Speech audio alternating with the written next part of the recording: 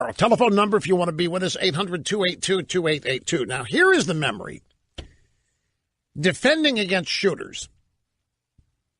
I remembered a story we had here, and it was a few years ago, that some school was telling its students, and you remember this when I mentioned this, a school, I think it was in Alabama, was telling students to bring in cans of food that they could throw at a shooter if the shooter got into their classroom. Is this ringing a bell with any of you? The school was in Alabama. The story was reported in the New York Daily News back in January 2015. In fact, it was January 13th. Alabama middle school principal tells kids to bring canned goods to class and throw them at possible gunmen. That was the headline in the New York Daily News. And then from the middle of the article, we went back and researched this, folks. We keep everything. We have the most massive transcript archive of everything I've ever said here. It's incredible.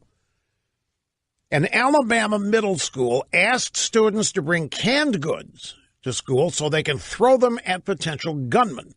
The principal at W.F. Burns Middle School in Valley, Alabama, Priscilla Holly, sent a note home to parents asking them to send their students back to class with an 8-ounce can of beans, corn, soup, or any other food.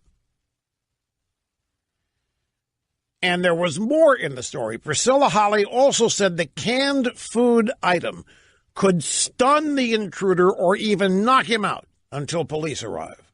The canned good item will give the students a sense of empowerment to protect themselves and will make them feel secure in case an intruder enters the classroom.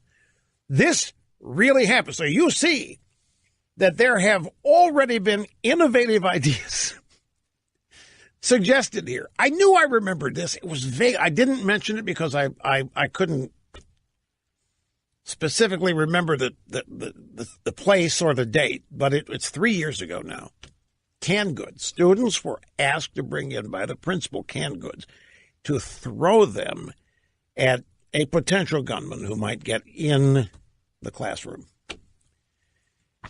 And I don't follow up. I don't know. I don't know if it ever happened. I don't know. I don't remember anything beyond the original story. That's what we had here in our archive.